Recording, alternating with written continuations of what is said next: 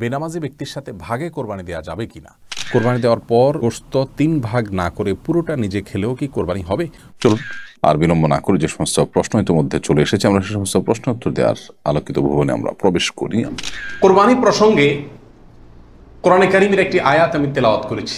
আল্লাহ সুবহানাহু ওয়া তাআলা বলেছেন, লা ইয়ানালাল্লাহা লুহুমুহা ওয়ালা দিমাউহা, তোমরা যে পশু আল্লাহকে সন্তুষ্ট করবার উদ্দেশ্যে জবাই করে থাকো, কোরবানি করে থাকো, এর গোশত, এর রক্ত কোনো কিছুই আল্লাহর কাছে পৌঁছায় না।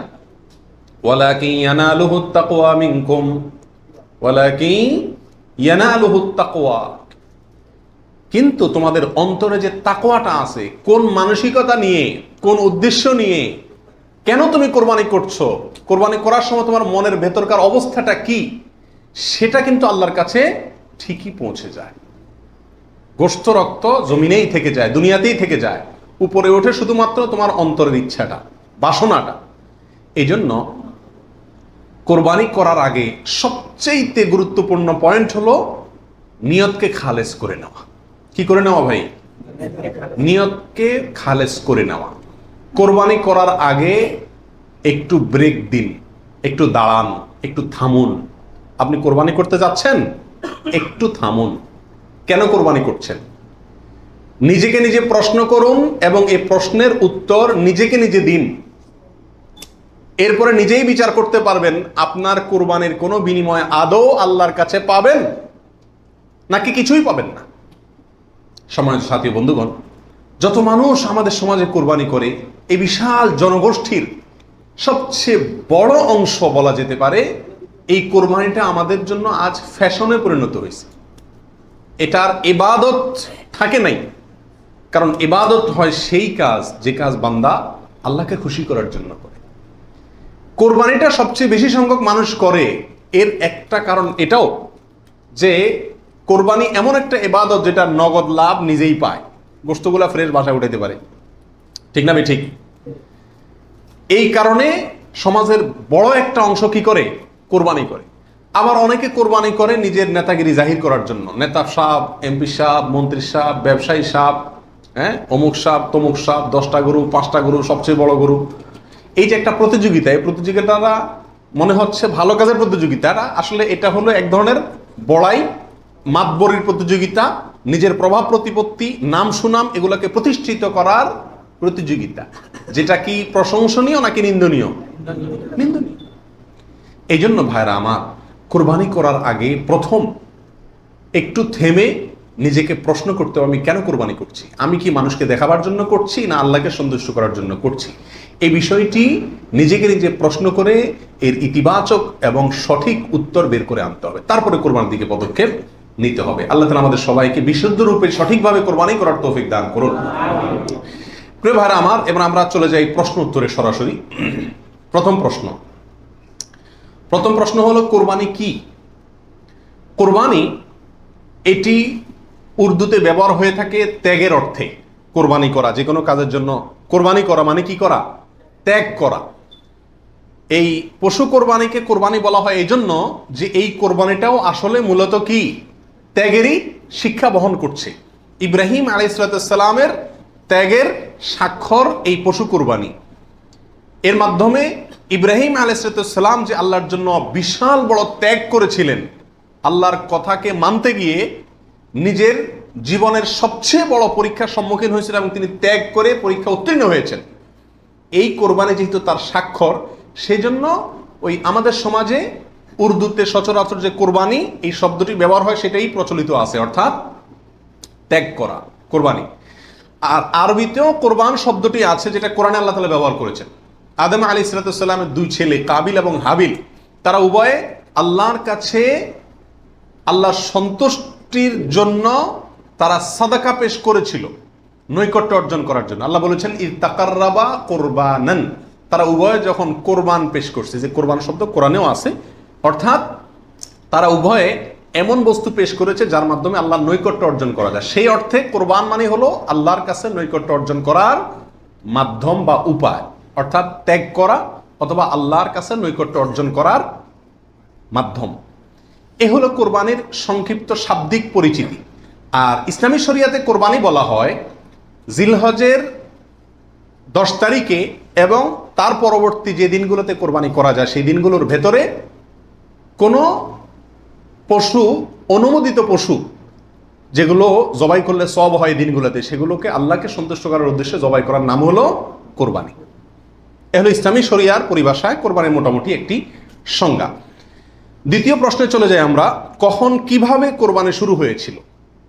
এই কোরবানি শুরু হয়েছিল সর্বপ্রথম ইব্রাহিম আলাইহিসসালামের মাধ্যমে। আল্লাহ সুবহানাহু ওয়া তাআলা ইব্রাহিম আলাইহিসসালামকে স্বপ্নের মাধ্যমে নির্দেশ করেছিলেন নিজের সন্তানকে জবাই করার জন্য। আর সন্তান জবাই করা, এই কঠিন নির্দেশটি আল্লাহ সুবহানাহু ওয়া তাআলা করেছেন ইব্রাহিম আলাইহিসসালামকে। তাকে আল্লাহ তাআলা যত কঠিন পরীক্ষা করেছিলেন, এত কঠিন পরীক্ষা তার আগে আর কোনো নবীর প্রতি আল্লাহর পক্ষ থেকে ছিল না। জীবনের পদে পদে পরীক্ষা।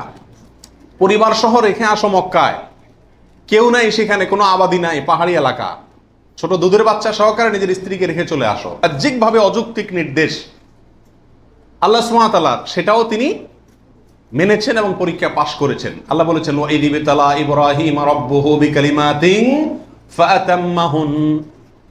প্রতিটা পরীক্ষা তিনি কি করেছেন? পাশ করেছেন।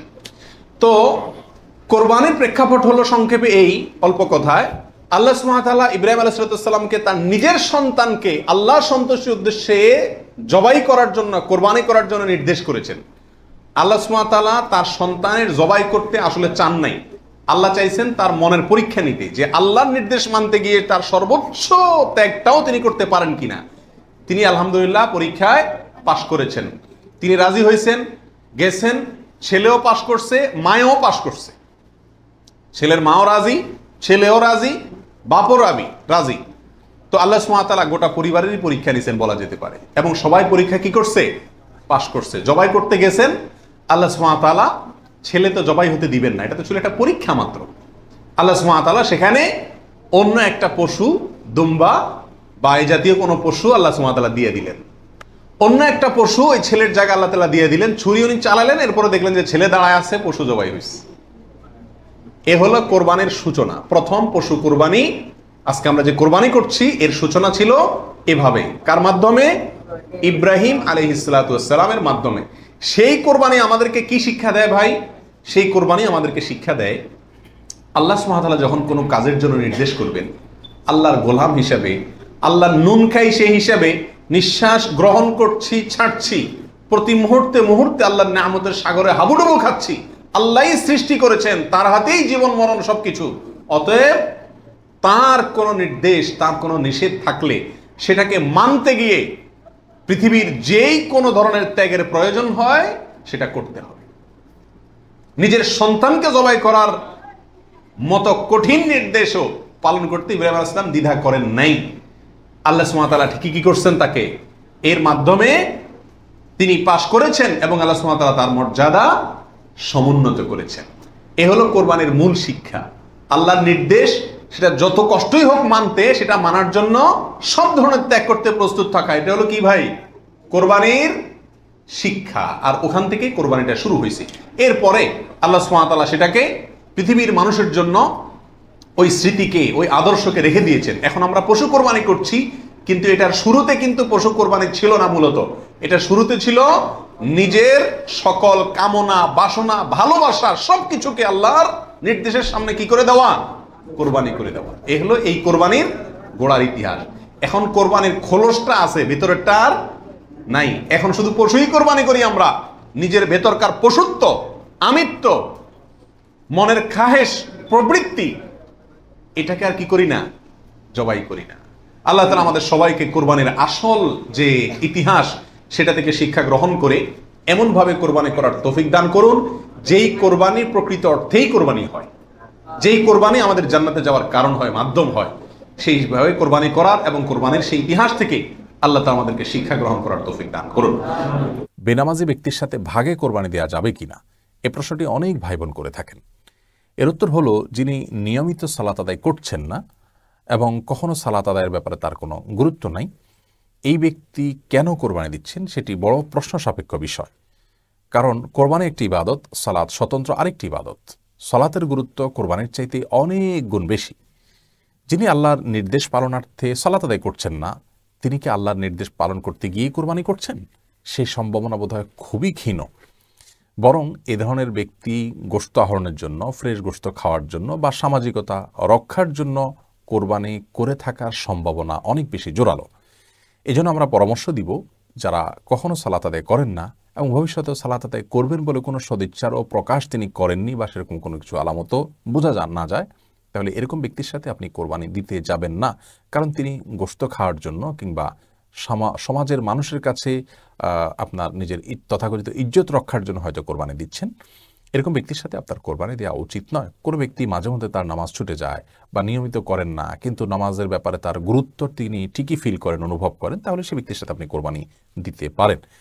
আর যদি কেউ ইতিপূর্বে সালাত আদায় করেননি বা সালাতের গুরুত্ব বুঝেননি, কিন্তু এখন কোরবানি করতে যাচ্ছেন, এই সুযোগে আপনি তাকে যদি দাওয়াত দিতে পারেন, অবশ্যই দাওয়াত দেওয়া উচিত এবং তাকে বিনয়ের সাথে বলা উচিত, বোঝানো উচিত যে সালাত আদায় করার গুরুত্ব কোরবানির চাইতে অনেক গুণ বেশি। সালাত আদায় না করে কোরবানি করা এ বিষয়টি লুঙ্গে খুলে পাগড়ি পরার মতো। সতর ডাকার গুরুত্ব পাগড়ি পরার চাইতে অনেক বেশি। অতএব পাগড়ি পরার আগে আমাকে সতর চিন্তা করতে হবে, কোরবানি করার আগে আমাকে নামাজের বিষয়ে দায়িত্বশীল হতে হবে। এরকম বোঝানোর সুযোগ পেলে তাকে বোঝাবেন। এরপর তিনি যদি বলেন যে হ্যাঁ ভবিষ্যতে তিনি সালাত আদায় করবেন, সদিচ্ছা জাহির করেন, তাহলে সেরকম ব্যক্তির সাথেও আপনি কোরবানি দিতে পারেন। তাহলে একেবারে সালাত আদায় করেন না, কখনো সালাত আদায় করবেন তার কোনো আলামতও তার মধ্যে নাই, এরকম ব্যক্তির সাথে কোরবানি দিবেন না। এই ব্যক্তির ঈমান নিয়ে প্রশ্ন তুলেছেন অনেক ইমামগণ। আর যে ব্যক্তি সালাত আদায় করেন কিন্তু মাঝে মধ্যে গাফিলতি হয়ে যায়, সেজন্য তার অপরাধ বোধও আছে, তাহলে সেক্ষেত্রে তার সাথে আপনি কোরবানি দিতে পারেন। আর যিনি সালাত আদায় কখনো করেননি বা গুরুত্ব ইতিপূর্বে বোঝেননি, এই সুযোগে আপনি তাকে নসিহা করেছেন, দাওয়াত দিয়েছেন বিনয়ের সাথে, ভদ্রতার সাথে, তিনি যদি সদিচ্ছা প্রকাশ করেন পরবর্তী সালাত আদায় করবেন, তাহলে সেক্ষেত্রে তার প্রতি সুধারণা করে যে তিনি তওবা করে তার মূল ট্র্যাকে এবং সঠিক পথে ফিরে এসেছেন, সেই দৃষ্টিকোণ থেকে তার সাথেও কোরবানি দিতে পারেন। তবে সর্বাবস্থায় নিজেকে এই সমস্ত ভেজাল থেকে নিরাপদ রাখতে গিয়ে একাকী কোরবানি করা উত্তম, শ্রেয় এবং নিরাপদ, যদিও সেটা খুব ছোট পশুতেই হয় না কেন।